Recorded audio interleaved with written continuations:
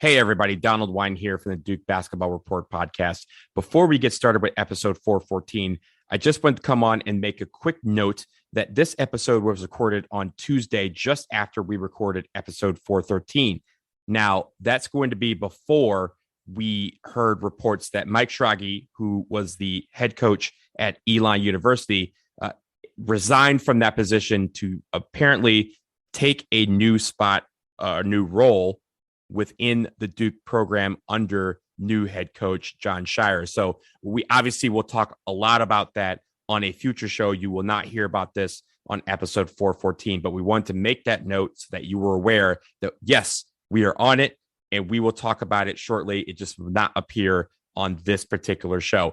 We also know that today we will hear from some recruits in the future of the program in 2023, class of 2023. We have a couple of recruits that are scheduled to make their announcements either tonight or this weekend. We obviously will talk about that when those occur. But for now, sit tight. We will talk about those on a future show, but hopefully you get to enjoy this one. This is episode 14 of the Duke Basketball Report podcast.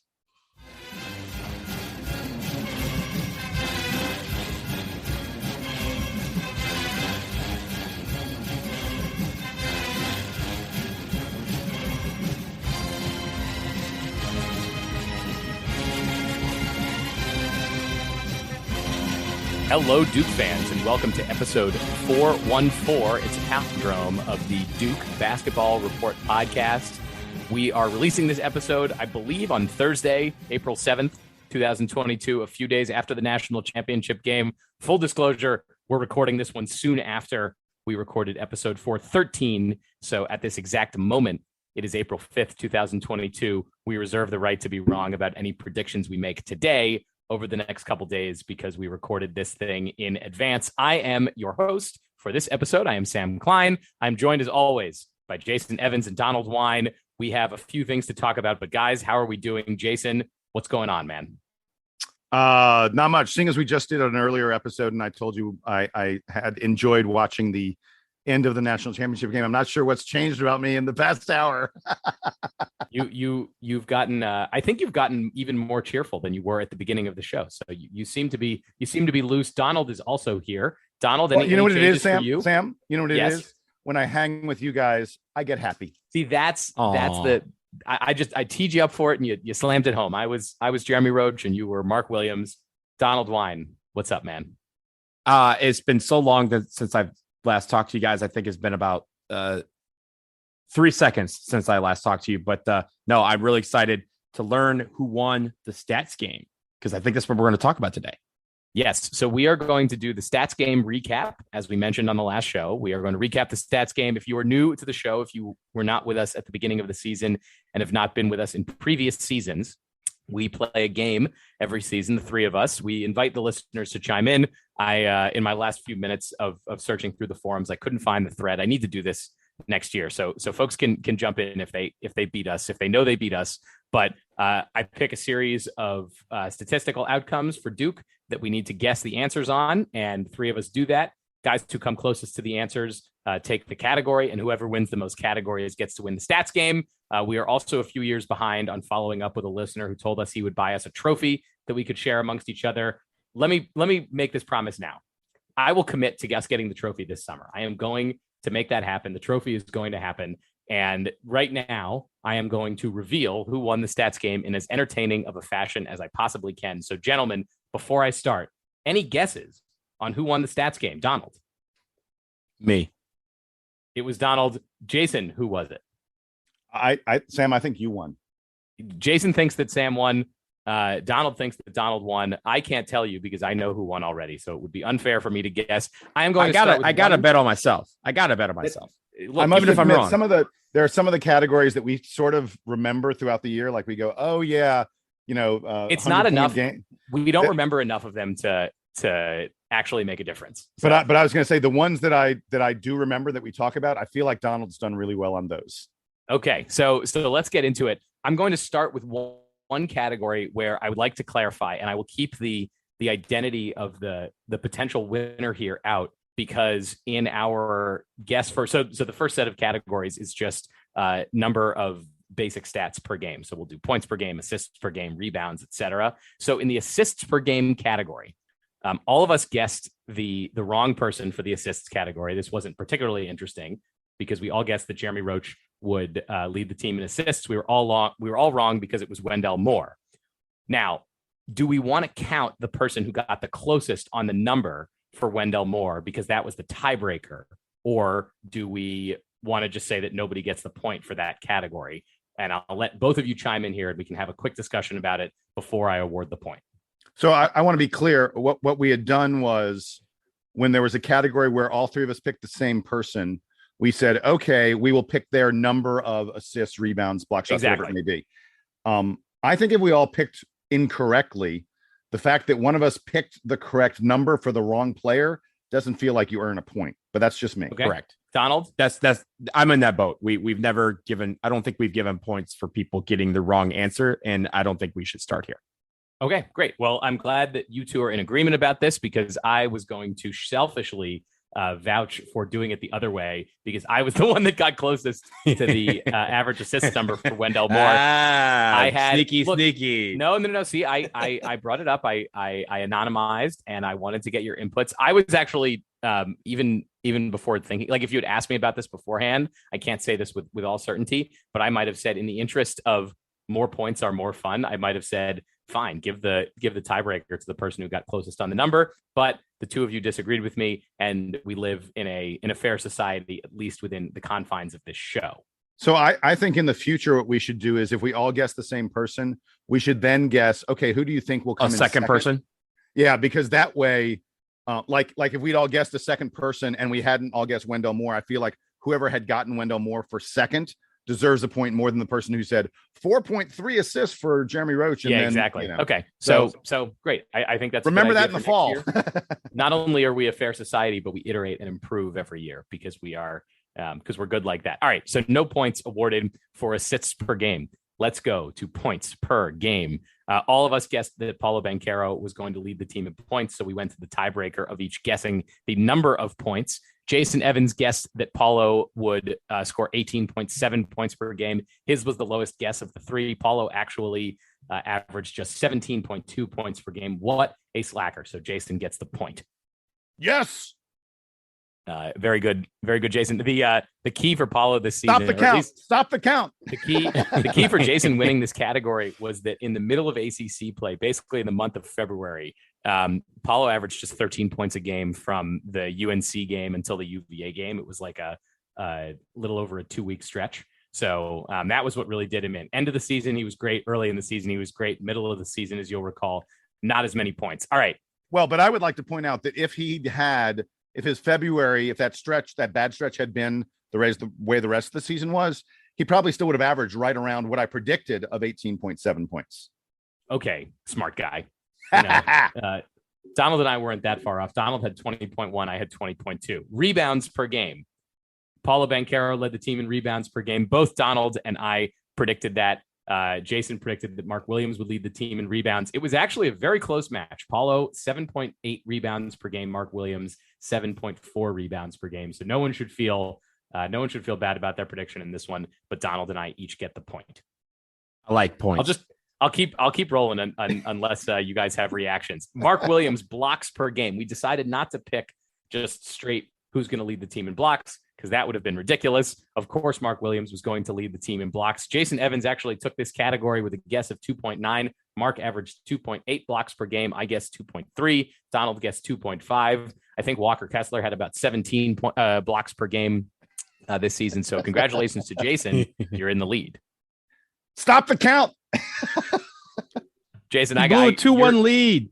You're gonna be really upset in a few minutes, Jason. I'm really sorry. Boy. Assists per game, nobody gets a point, as I mentioned before. Steals per game, the last of the 5 key counting stats, was Jason and I both picked Wendell Moore to lead the team in steals per game. Donald picked Trevor Keels. Keels was second on the team in steals per game, and all three of Moore, Keels, and Paolo Banchero averaged over one steal per game, but Wendell Moore averaged 1.4. So that's a point for me and Jason. So great job. That was pretty close, wasn't it? Like, I think the number was pretty close. Separated like maybe 5 or 10.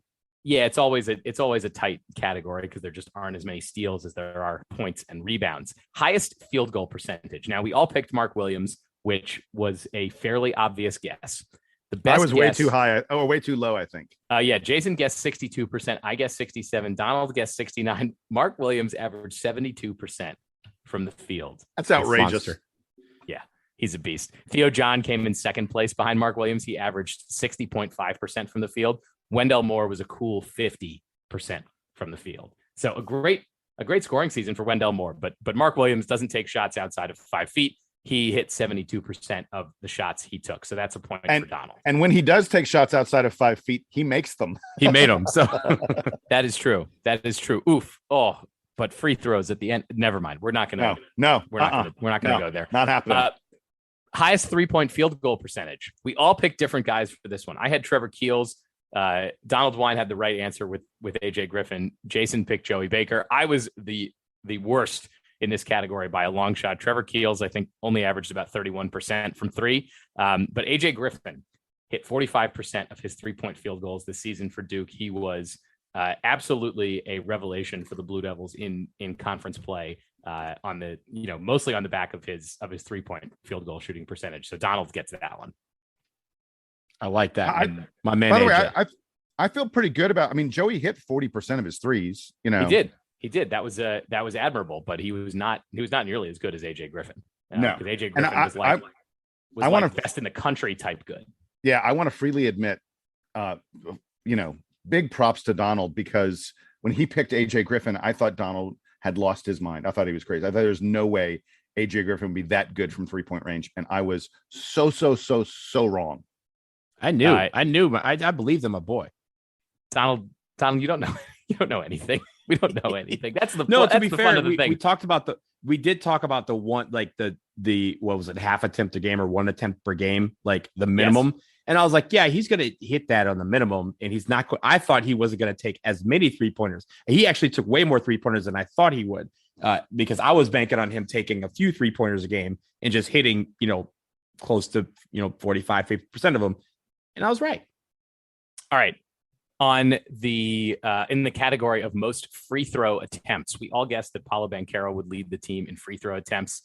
He did lead the team in free throw attempts per game. He averaged 4.8.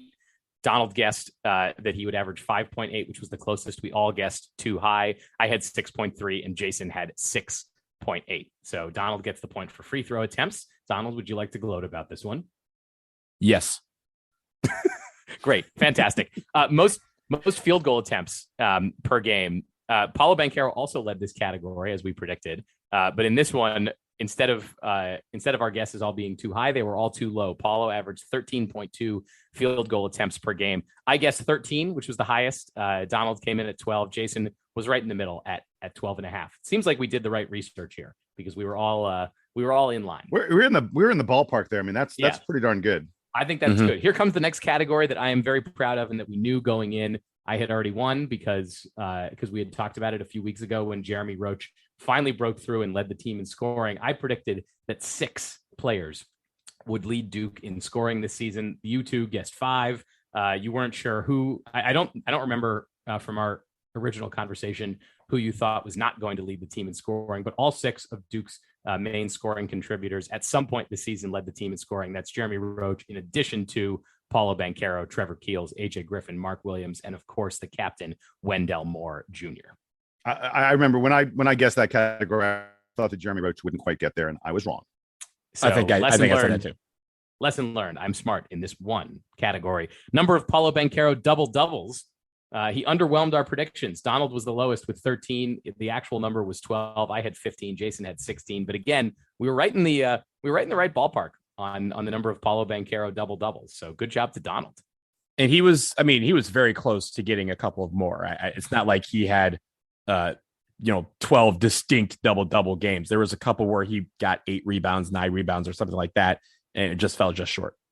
Oh yeah, definitely. It was an outstanding season for Paolo Banchero. I think when we look back on this season with a little bit more time, we're going to realize that this was one of the better one and done seasons that Duke has seen. Was the one that Paolo just turned in. On the topic of freshmen, This was one of the questions coming into the season was sort of what does the rotation look like and who's going to be starting? And the way that we decided to turn this into a stats game category was number of non-starts for Trevor Keels. So this became an interesting category because in the middle of the season, Trevor Keels suffered an injury. And then when he was returning from that injury, he wasn't starting. And then at the end of the season, of course, he got moved to the bench for the NCAA tournament in favor of his former running mate, Jeremy Roach. So in total, Trevor Keels played in 10 games that he didn't start. I was the high guess on this one. I said that there would be 9 of these games. Donald had 5. Jason had 3. Jason was very in on Trevor Keels apparently early in the season, knew he was going to be a starter. Yep. And anyway, that's just the way the chips fell. So I get the point for the Trevor Keels non-starts. It turned out, as we talked about, to be a very interesting category, although perhaps not in the way that we anticipated. Yeah. And the interesting thing was, I remember when I said 3, I said, I'll say 3 just because maybe he gets injured at some point. I thought he would start every single game that he wasn't injured. And you're right, Sam. I feel like the injury that he suffered, set him back. But by the end of the season, it was clear that he was not starting because Jeremy Roach was playing so well. Yeah, I think Jeremy Roach won the starting job. It wasn't that Trevor Keels lost it at any point, but I think I was in the same boat as you, Jason. I think I factored in a game or two due to injury, and then a couple where if we had a bad loss, like that Coach K would kind of shuffle the lineup around like he tends to do during his career. Let's go to a similar category, but one that is not as fun to discuss, which is Joey Baker starts. I think we were potentially hoping that Joey Baker might have a better season than he did in his senior year at Duke, in his captain year at Duke. He didn't start a single game for the Blue Devils this season, not even on senior night. Jason gets the point for this one because he predicted 1 start for Joey Baker, probably because of senior night. Exactly. I had 3 and Donald had 4. I think, Donald, tell me if I'm wrong here. I think looking ahead to the season, we thought that there's a lot of young guys, things are going to go awry at some point in the season. And Coach K might feel like it's just worth having the veterans start the game just to show the young guys what's up. Yeah, that's what I was thinking. Or just, I think we also talked about during who would lead the team in points. There'd be a game where Joey Baker would get a start and light up the world for like 20 points off of like 6-7 threes. And that just didn't come to fruition. So I think when it comes to Joey Baker, it may not have been a senior season. I think we alluded to that in an earlier show, that it may not have been his final year at Duke. But at least for this year, it was kind of underwhelming in the sense that we thought he'd get a lot more action than we saw him. Let's talk about another experienced guy who contributed a lot for the Blue Devils in a support role this season. That was Theo John. We were trying to guess his total minutes played. Donald had 400, Jason had 570, and I had the Goldilocks number. I guessed 415, and the actual number was 428 minutes played for Theo John. He averaged just over 11 minutes a game, which I think if we sort of go back to the beginning of the season, if we tell you that Theo John's averaging 11 minutes per game, we'd probably say Duke is probably right in their sweet spot there. That means that Mark Williams is probably averaging 30 minutes a game or close to it. And that is probably a good sign for the Blue Devils. And, I do want to say about Theo John, guys, if we can get away from stats for a second, I thought Theo John was way better than I expected he would be this year. That both in leadership and in performance on the court. He was great. And I as much as I didn't want him to play because I wanted Mark Williams to play as much as possible, whenever Theo was in the game, I felt like the Duke middle was in pretty good hands. He was the Punisher. He was the Punisher. He was the enforcer. He was everything in that regard that I expected him to be, to come in and be a veteran presence on the floor, not just to calm guys down, but to also lead by example and lead by that physical effort that he was able to give. And so for that, I think we were all in agreement before the season that that's what we were looking for from him. And I think he even exceeded our expectations there. And for a guy who only plays for Duke for 1 year, who only averages 11 minutes per game, I feel like really beloved by Duke fans. Like, absolutely. Like Theo John is absolutely part of the brotherhood, and we know him, and he will be welcome back at Duke anytime. I don't know whether, he had a really infectious smile. And actually, the thing I remember the most about Theo John, dude didn't sit down. when he wasn't in the game, never. He was standing by the bench like he was engaged. And I hope I hope we get another transfer guy like that this year. Just he was all in on this team, and that he loved making it all the way to the Final Four and then playing a very, very big role in that Final Four game. I mean, for him, that's exactly what you're looking for, right? That is the dream for him. He transferred from Marquette. He was looking for one last shot to get to a tournament and really excel in the tournament. He got all the way to the Final Four. Like, he has a hat that says that he's a member of the Brotherhood and that he got to the Final Four in his senior season. Can't be prouder of him. Look, was he a little foul prone? Yes. Did he not make every easy shot that he should have made? Yes. But if those things weren't true, if he was better than that, then he wouldn't be Mark Williams's backup to the tune of 10 minutes a game. He would be starting for a good program because he's huge and athletic and fast. And as we noted, has all the intangibles. He's like the most into the game player that Duke had on the roster this season. I totally agree with you guys. I'm so glad that Duke went out, and I don't know how much we had to find Theo John because he was playing for Steve Wojciechowski before this season, but they were able to bring him in and make him a key part of the team this season. He was crucial in getting Duke to the Final Four. There was never a second, not a single second, that he was on the floor that I didn't think he was giving 110%. Absolutely. Even if that meant 110% in fouling guys, but whatever, that was part of his job. So, so hats off to him. All right. Bates Jones, 3-pointers made. Another category where we did a pretty good job of guessing here. We did not think that Bates Jones was going to be playing huge minutes, but he did play some. Donald guessed that he would make 8 3-pointers. He actually made 9. Jason had 5. I had 6. So Donald gets this category for Bates Jones, 3-pointers made. Not as many minutes played, guys, as Theo John, but nonetheless a useful 8th, 9th man on this roster was clearly ahead of Joey Baker in the rotation. Despite all the years not spent playing at Duke. And at times we heard his name in the first half doing things that were pretty good, hitting threes against Syracuse. We talked about, we on this show correctly predicted that the Bates Jones show was going to happen during that first Syracuse game. And he was able to he didn't score a lot of points, but he was able to move the ball around and be someone who could torment that patented 2-3 matchup zone and get into positions that he needed to. So a very, very smart player, and really at times during the season brought us, even for a minute, what we needed at the time. And I do want to point out about Bates Jones, free throws. Bates Jones hit 100% of his free throws in the season. 4 for 4.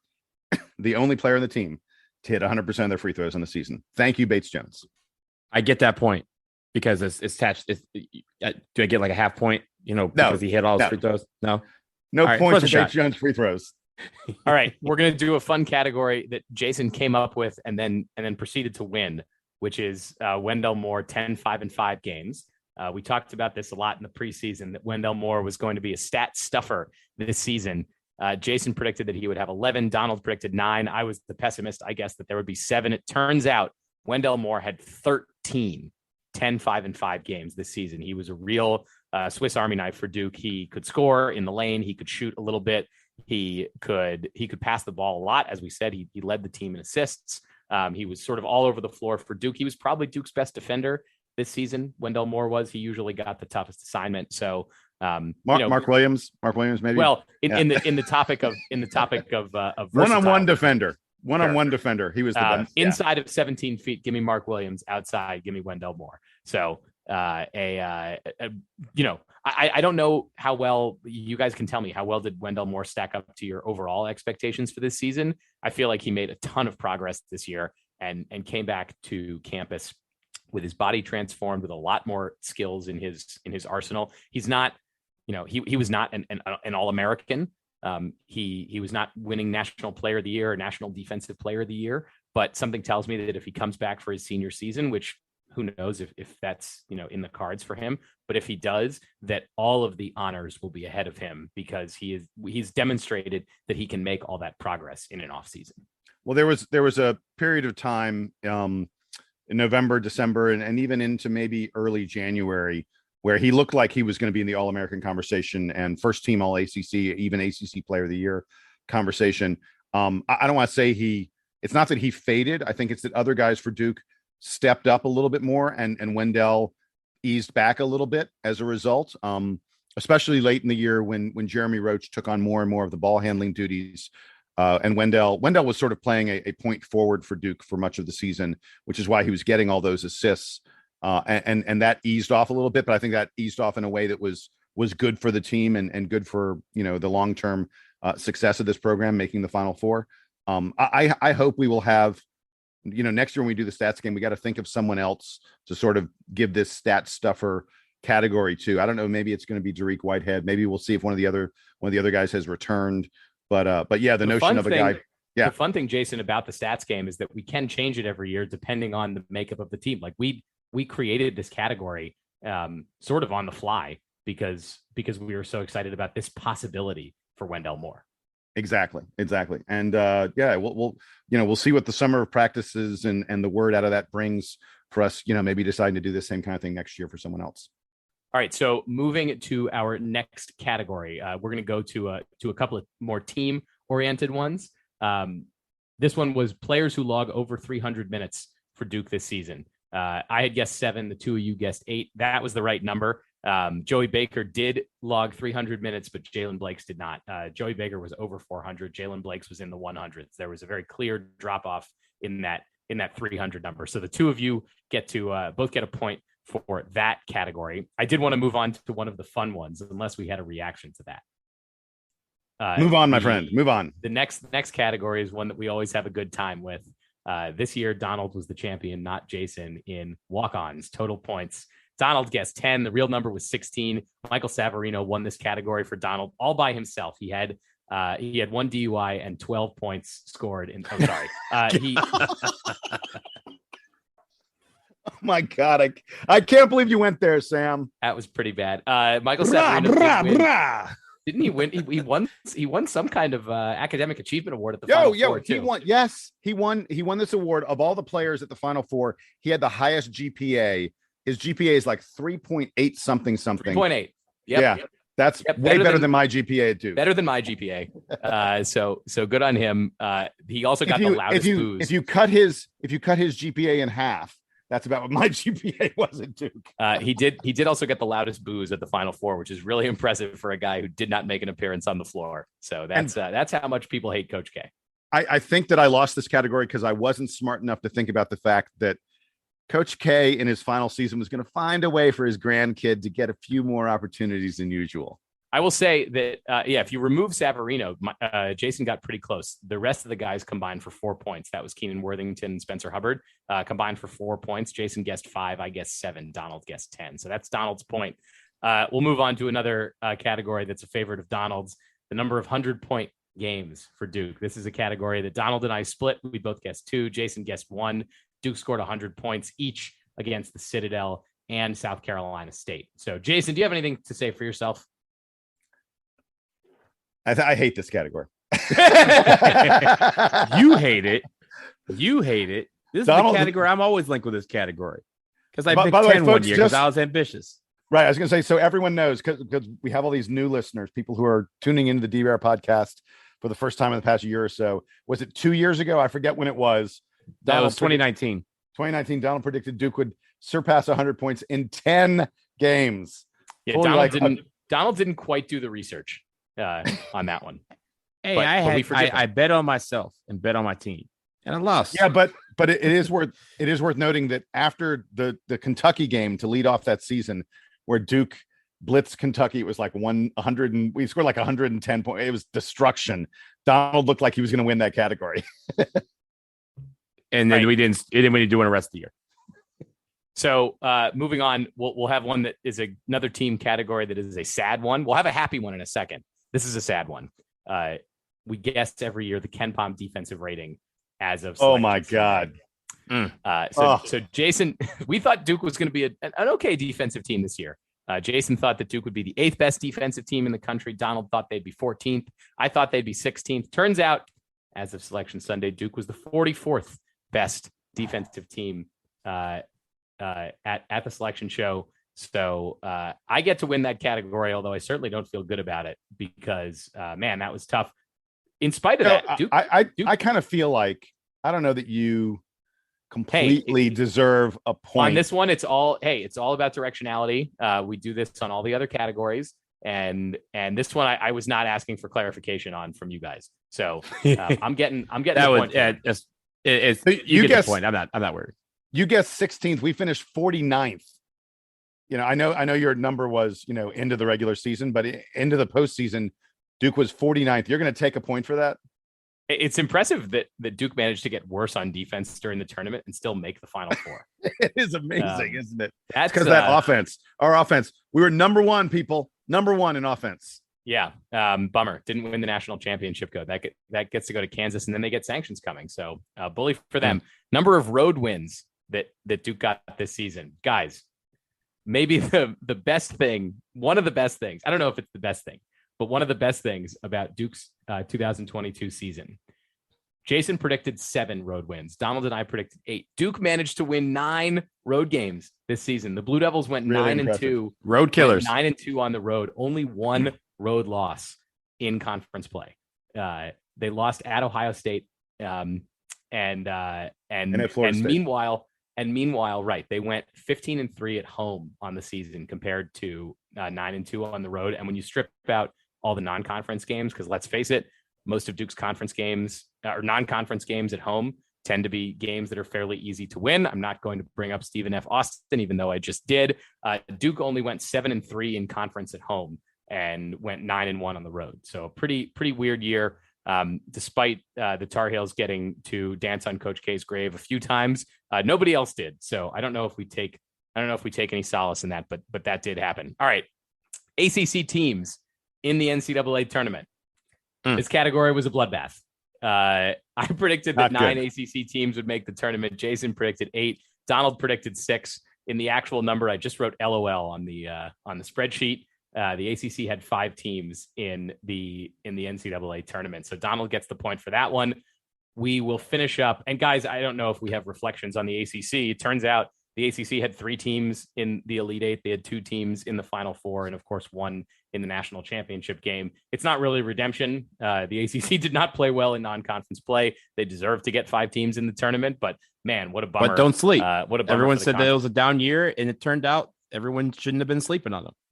What many people have pointed out is one of the great failings of the advanced metrics and all these other things that look at and rank conferences is once you hit January, no one plays non-conference games anymore. It's almost unheard of. And it would be a great thing if the major conferences or the NCAA or someone could get together and figure out a way to fix that and schedule, maybe it's a week or, at some period of time during, February, perhaps, that you schedule some non-conference games. But the reality is we didn't know how good the ACC was once we hit January because we were only playing against each other.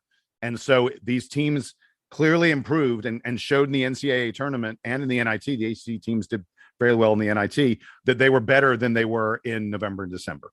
Do you guys remember a couple of years ago? I guess it was maybe like 4 or 5 years ago. It was obviously pre-COVID. They used to have a weekend in like mid-February that they called like Bubble Buster Weekend. And it was a bunch of mid-major teams and like lower ESPN Power 5 teams that played against each other in an effort to kind of boost their non-conference profile. That would be really cool because those were, again, it breaks up the monotony of conference season. I'm not saying that Duke needs to participate in that, but it would be cool to see some teams kind of recreate that and kind of give it, because again, that was back when the final 10 games was one of the metrics under consideration by the tournament committee. So they always did it where that it would enter into that final 10 games. So you could say, oh yeah, they non-conference games, Gonzaga beat, Missouri and they should be in the tournament. I think it'd be interesting to kind of bring that back. All right, guys, one last category in the stats game, and then we will take a quick break. Number of total wins for the Blue Devils this season. The final number, of course, was 32. I guess 31. I'm going to take this category. Both Donald and Jason were a bit more optimistic. They guessed 36 and 35, respectively. But what I was thinking as I was looking at this is, man, 32 wins, and Duke made it to both the ACC final and to the NCAA Final Four. I'd say that's a pretty damn good year. Better than the majority of Duke seasons under Coach K. A bummer that they didn't win the national championship, but great to make a Final Four and great to get close in the ACC tournament. They get to hang a Final Four banner. They get to hang an ACC regular season banner. So thoughts on total wins, and maybe since I figure both of you have thoughts on this, Donald, why don't you go first? Yeah, I mean, getting to the Final Four is a tremendously successful season. Pepperidge Farm remembers 3 weeks ago when people were saying, "Oh, Duke won't get out of the first weekend of the NCAA tournament." Pepperidge Farm also remembers that people didn't think, even though we won the regular season, that Duke would contend to win the ACC tournament. We got to the final. We got to the Final Four. I'm so proud of this team. It fell just short. It wasn't for lack of effort. There was times during the season where we said, "Hell, these guys aren't playing well," but the effort was always there. The effort was always present. In previous years, there were games where you couldn't say that.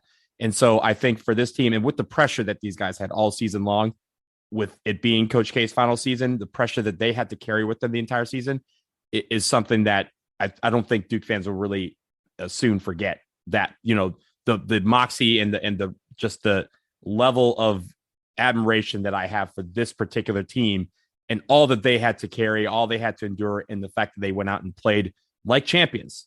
They may not have been crowned champions, but they definitely played like it. So I'm very, very proud of them. Sam, I believe I was the one who had 35 victories, and Donald had the 36. I think that's the case. Look, yes. There's a reality that if you're trying to do this category in an optimum kind of way, you're not picking something in the mid to upper 30s the way Donald and I did. We bet with our heads, we bet with our hearts, not with our heads. It is really, really hard to win 30 games. That's just the truth. And for this Duke team to put up 32 victories and really, they were within a hair's breadth of getting even more than that. And by that, I mean significantly more than that. It was a tremendously impressive season. I mean, look, North Carolina, Carolina can crow all they want about what a great season they had. They only won 29 games. Anytime you win 30 games, you had a heck of a season. And this team winning 32 in the one and done era, that Duke has been in for a little more than a decade now.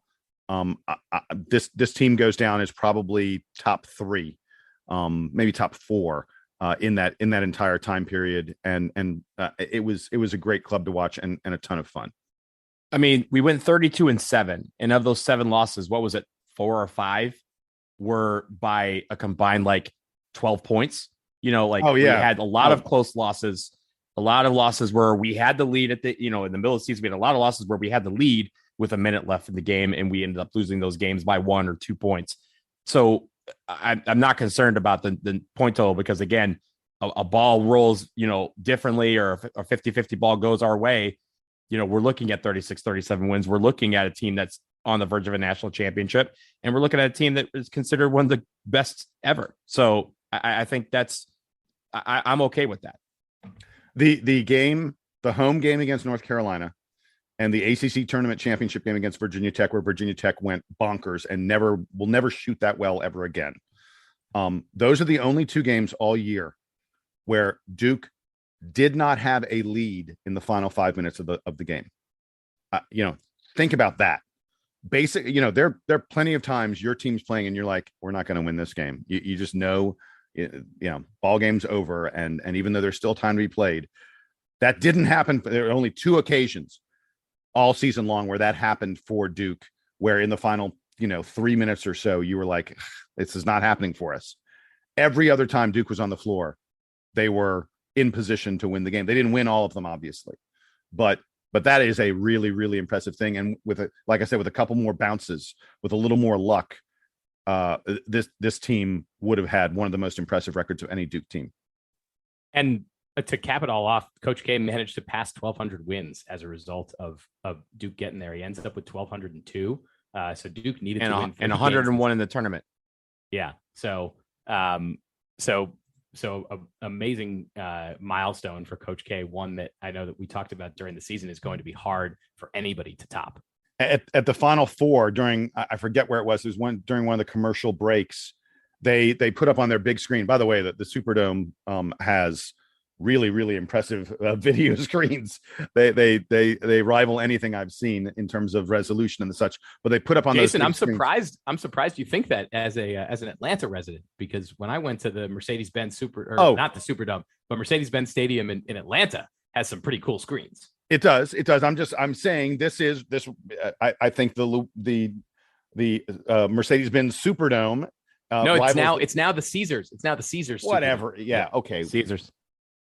Whoever the corporate sponsorship Superdome in New Orleans rivals anything, including the fabulous stadium that we have here in Atlanta. But the point I was going to make was at one point they did a thing where they showed coaches throughout all the NCAA who had hit significant milestones through the year. Like they said, here are the guys who hit 200 wins, 300, 400, 500.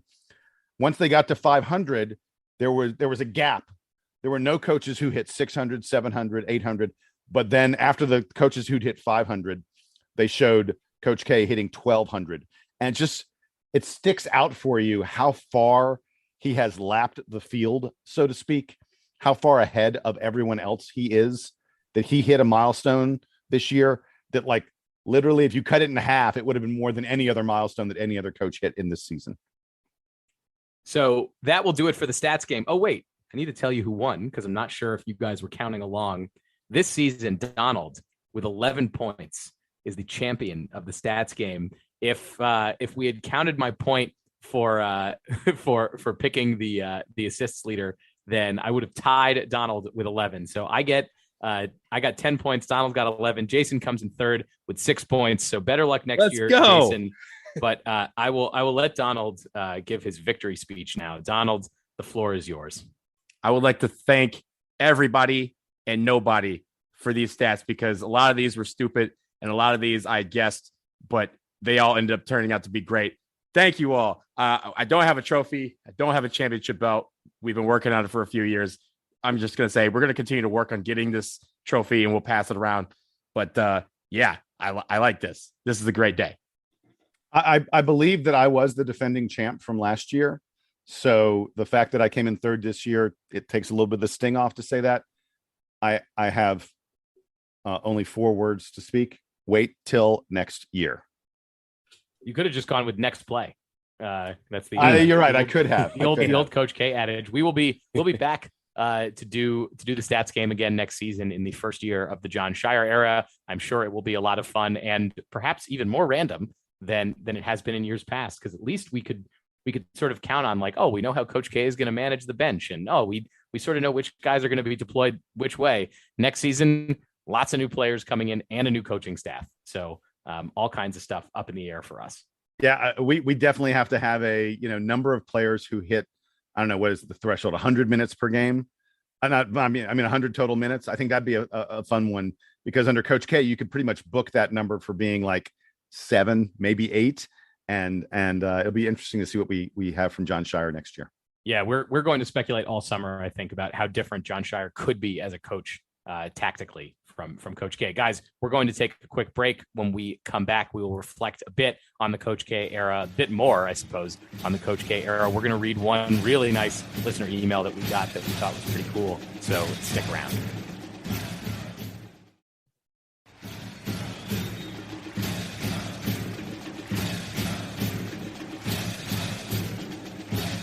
Welcome back. I want to start with a bit of a clip that Jason's going to introduce for us from a video that the NCAA tournament, or the NCAA, I guess, made about Coach K and released this weekend. Jason, what are we about to hear?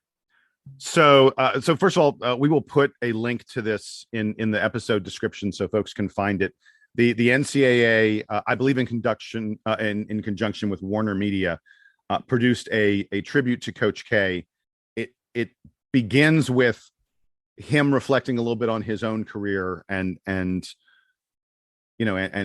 players he's played for and the journey that it's been and the such. And then the NCAA had him sit down as he watched this video that included both highlights and statements and quotes from a bunch of guys who've played for him.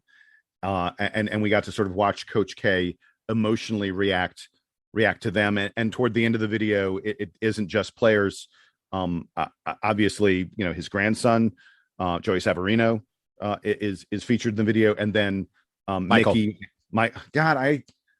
Joey, Mike. I always get his dad and his Michael Savarino. Sorry, but we then also in the video you also hear from his daughters and from Mickey, and Coach K obviously gets tremendously emotional throughout this whole thing.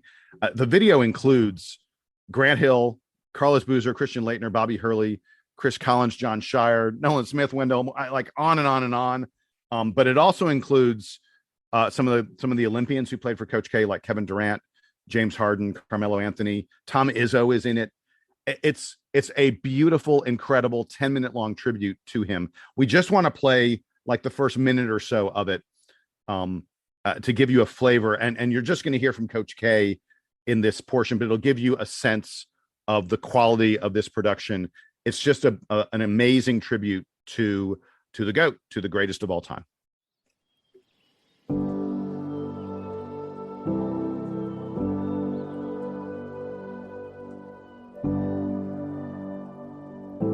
No one in the history of the game has been luckier than me. I know when I reflect, there'll be smiles, there'll be tears. Your father came and went like the ocean's tide. And the day he left, he never said goodbye. Cameron has been my home for 42 years.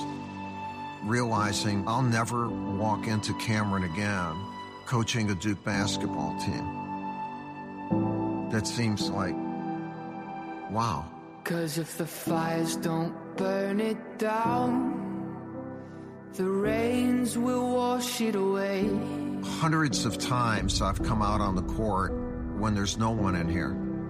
It's dark except for the lights on the national championship banners. It's like a field of dreams. So give me all your pain. It's a majestic place. And love will set you free. You always miss things that you love, and that realization has come over me now. It's an emotional one. And I'll be the storm that you need me to be.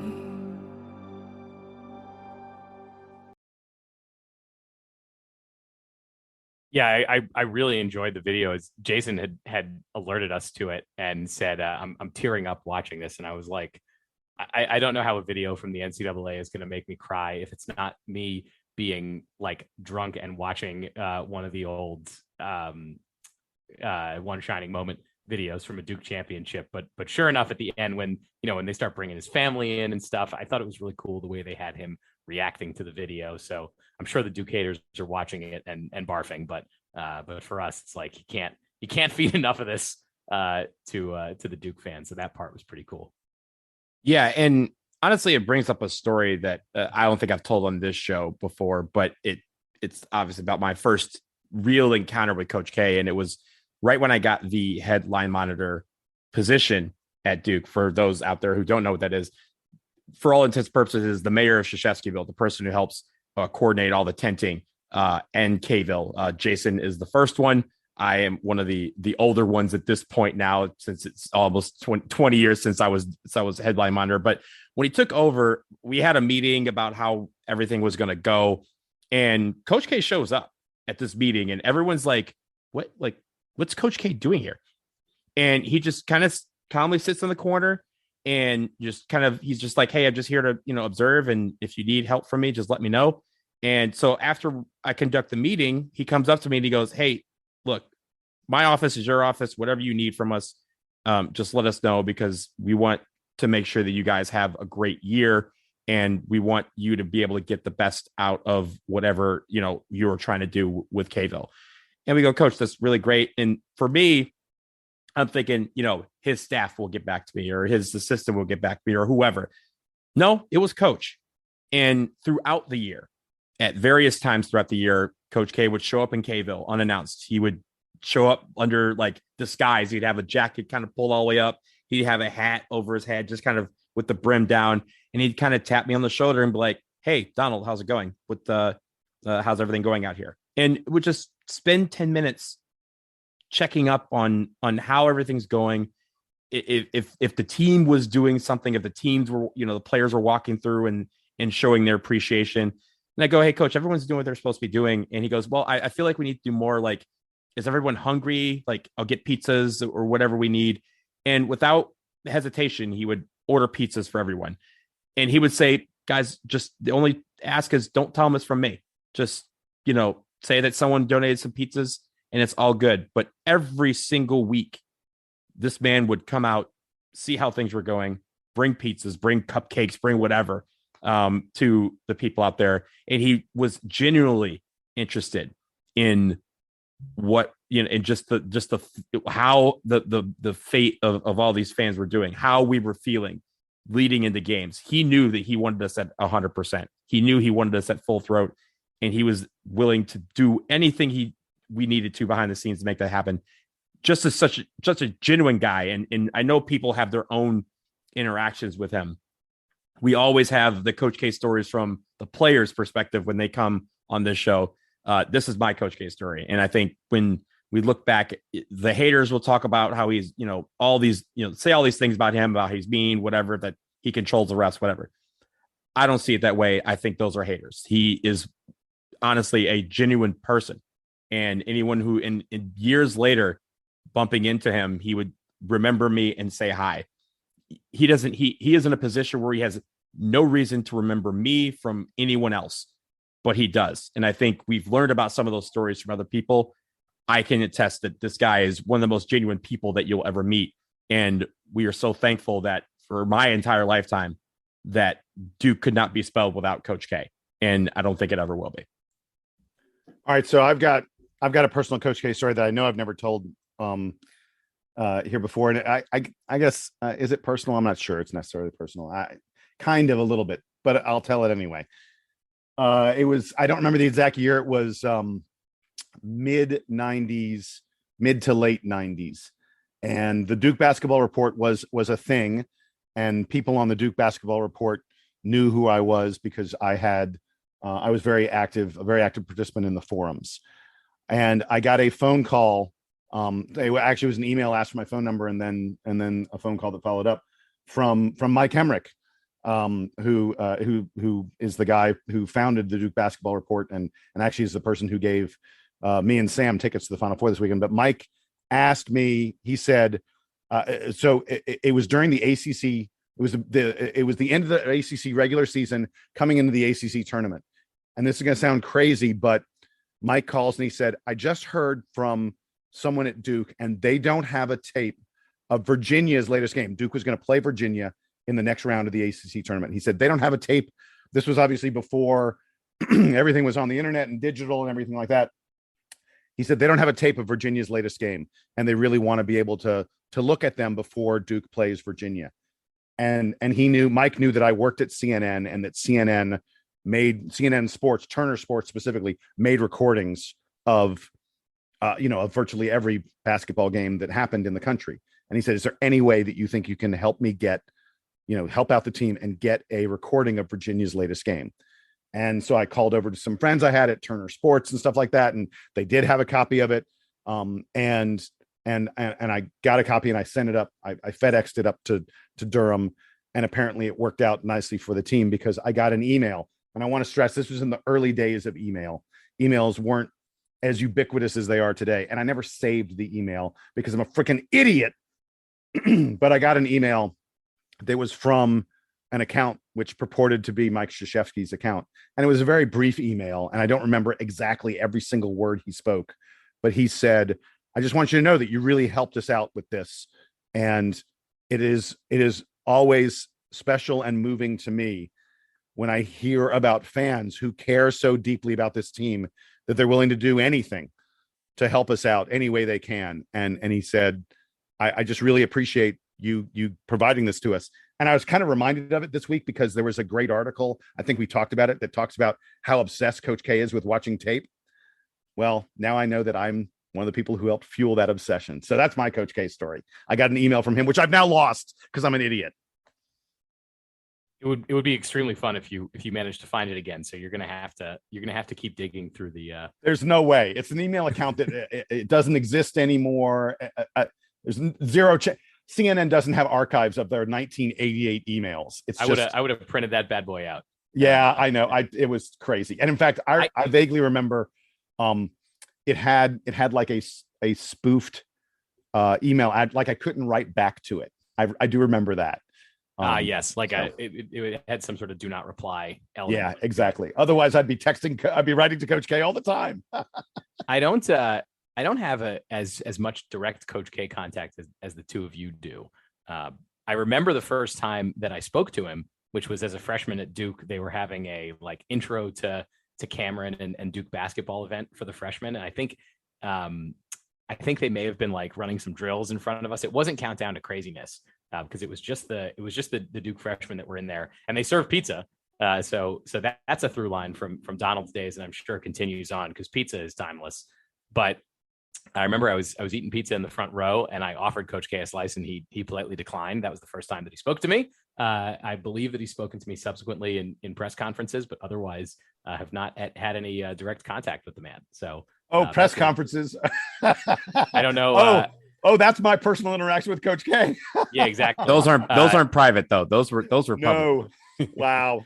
He doesn't like exactly. He doesn't like my questions. It's just, let's just put it that way. He doesn't like that means you're asking good questions. I've had a couple of friends that wrote for the Chronicle and covered Duke basketball, and I think it's part of the trial by fire to become the Chronicle sports editor is that you have to have Coach K just crush you in a post game press conference. I think that's just part of the drill.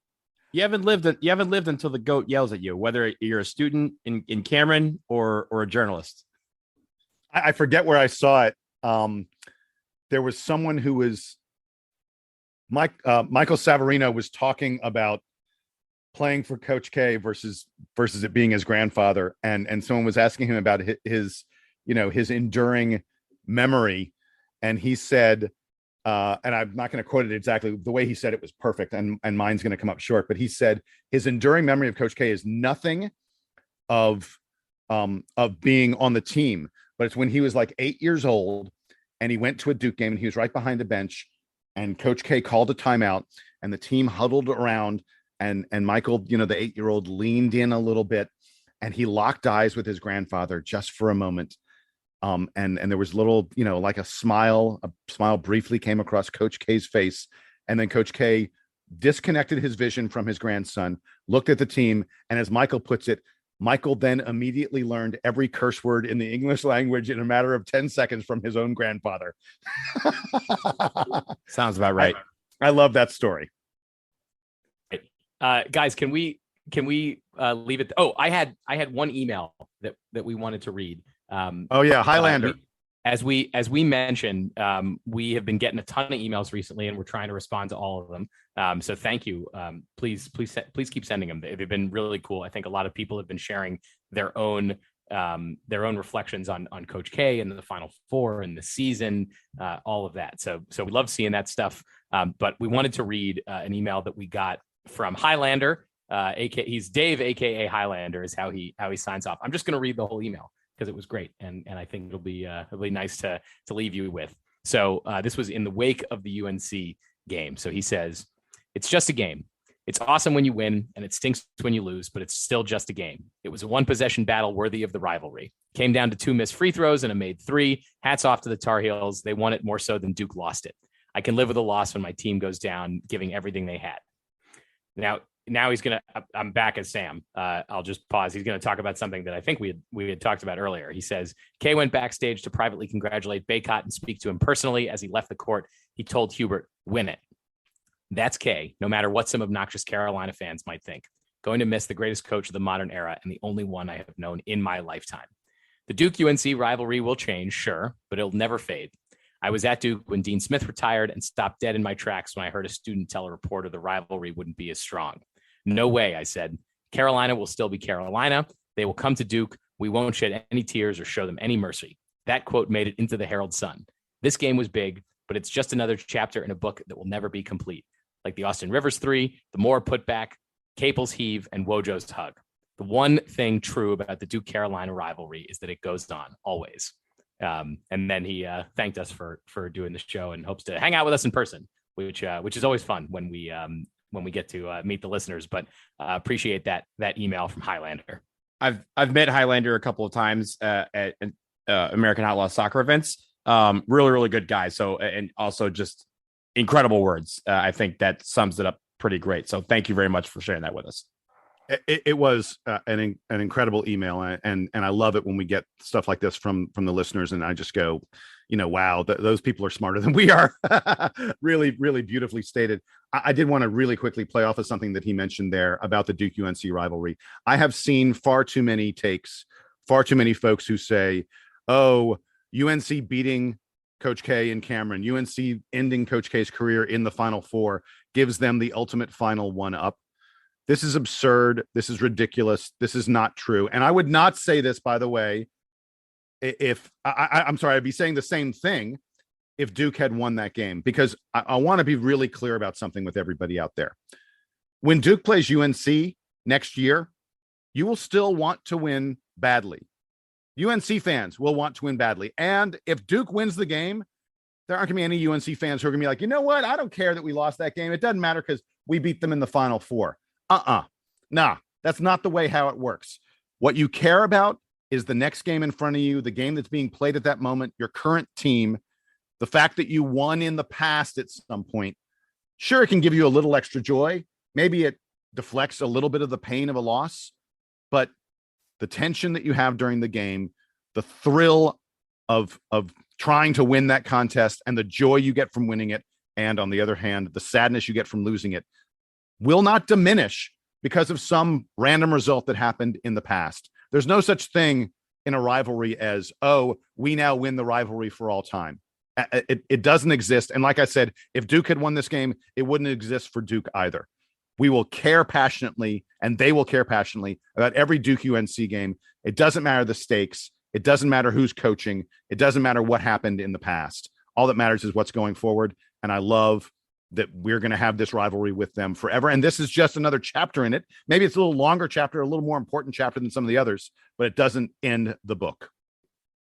It would take a lot of failure by one program, by Duke, for this rivalry to not be relevant anymore. Carolina has the all-time series lead. So, if that is something that motivates Duke and motivates John Shire and all these players to keep striving to play catch up, I'm totally fine with it, because you don't want to be alone at the top. You want to be continuing to motivate yourself. And I think it's great that the rivalry exists. In a way, maybe it's a motivating factor for Duke that they have to keep getting back to Final Fours and keep playing catch up to UNC. I hope that UNC doesn't stop trying, because it's great for Duke to have someone right down the road that is just as successful, if not more successful, than they are.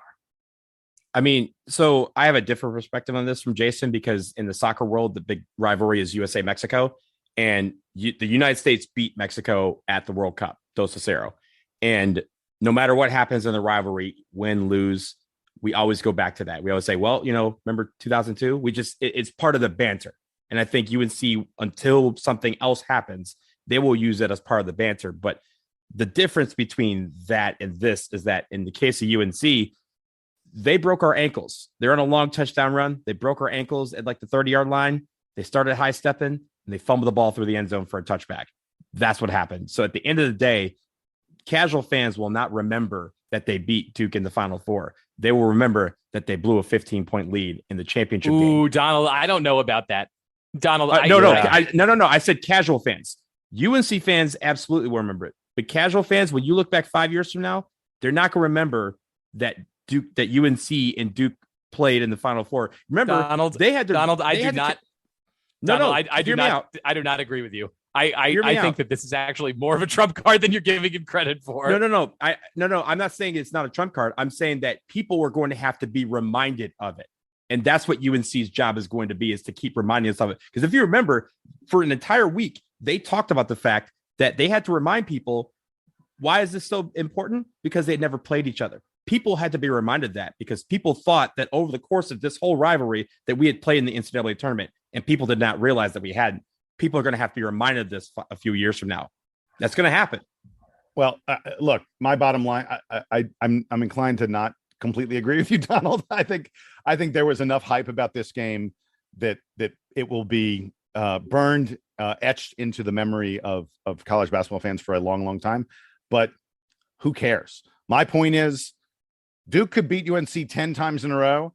I'm still going to desperately want us to win number 11. And if we lose number 11, it's still going to sting and sting badly. So that's what has not diminished, and that will never diminish. I mean, again, I'll remind you of this. In 2017 that UMBC beat Virginia. UVA? Yeah. 2018, because then UVA went and won the championship in 2019. Exactly. Right. The fact that we have to figure out the date and everything. Most people know that it happened, but they don't remember when. But they do remember that the next year that UVA went back and won the national championship. So that is going to be all we got to do. Let's just win it next year. Then that could be part of the narrative. I'm totally down with that. I would love for that to be the case. Guys, let's leave it there. Keep in touch with us. Emails, dbrpodcast@gmail.com. Another call in case you missed it on the last show. If you are one of the folks who won the DBR bracket challenge, get in touch with us.